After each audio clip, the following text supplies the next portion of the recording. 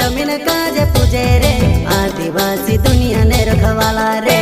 बाप देव खत्री काजे पूजे रे आदिवासी सबसे निराला